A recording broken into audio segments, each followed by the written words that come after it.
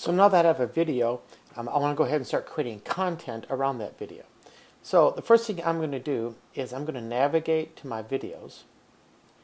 And here's the Morgan Freeman video, so I'm just going to copy the name. Now this is a bit awkward, and that's going to change over the summer so that you'll be able to navigate and go to the video rather than actually having to make sure you type the name correctly, or you'll be able to enter just the video number. But for now, you would need to enter or copy the video name to make sure that's proper.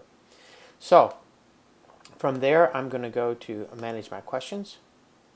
And I can see here that I'm still in the demonstration module or standard, and there are two system level questions. Now, if I wanted to edit either of those questions, I could first preview it by clicking on the preview button, and then the lightning bolt will actually copy it. So I will copy that just so you see what it looks like.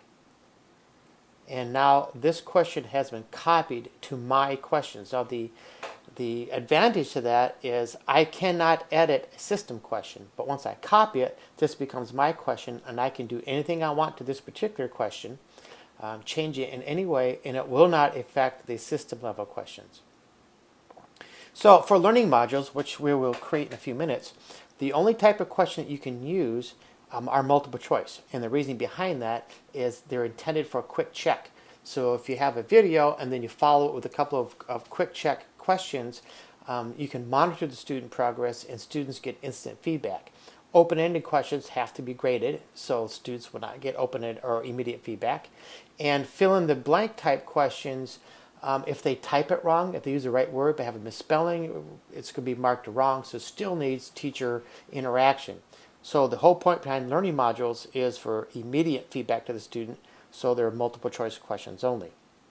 So I'm going to add a quick multiple choice question here. And the question title is going to be, well, actually before I do that, I'm going to copy and paste the name of the video. Now I can put in a question title. And here I'm just going to use the Hindenburg. And then the question text. The Hindenburg, whoops,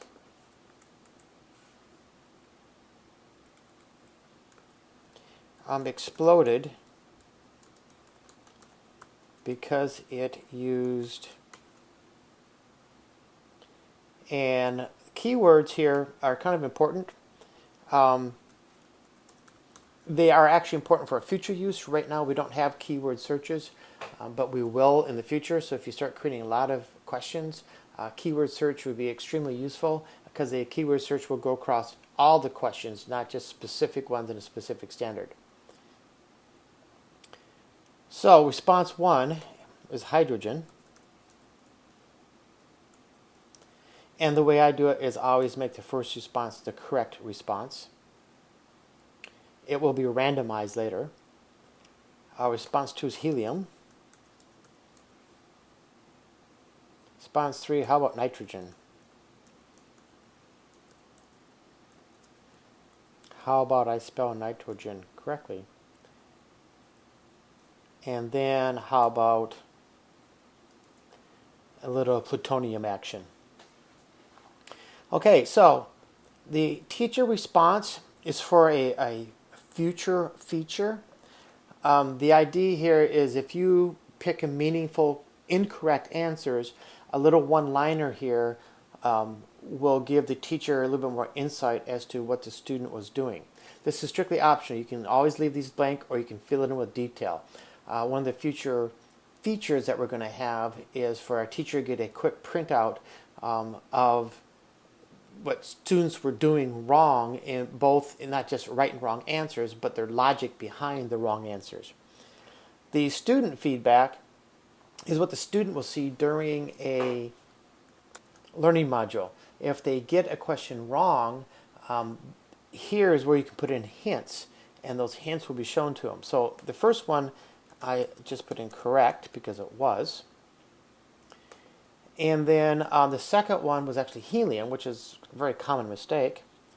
And I may say something like, actually, it is commonly thought to have been helium, but it was not. It was something more flammable. And then nitrogen, I'm going to make this simple. No, think about it a bit more. I'll leave it at that. And plutonium, no, that would have caused a bigger bang. There we go. Save question, and I'm ready to go. Now what you see here is when you save the question is the ability to enter another question, and some of the information from the last one is automatically filled in. We're assuming you'll probably be working with the same video, so the video name is already in there, and probably the same standard. You can preview the question, so this is the way that the student will see it. And again, these have already been randomized. So let's go ahead and go back to the class. And the next step would be to create a learning module.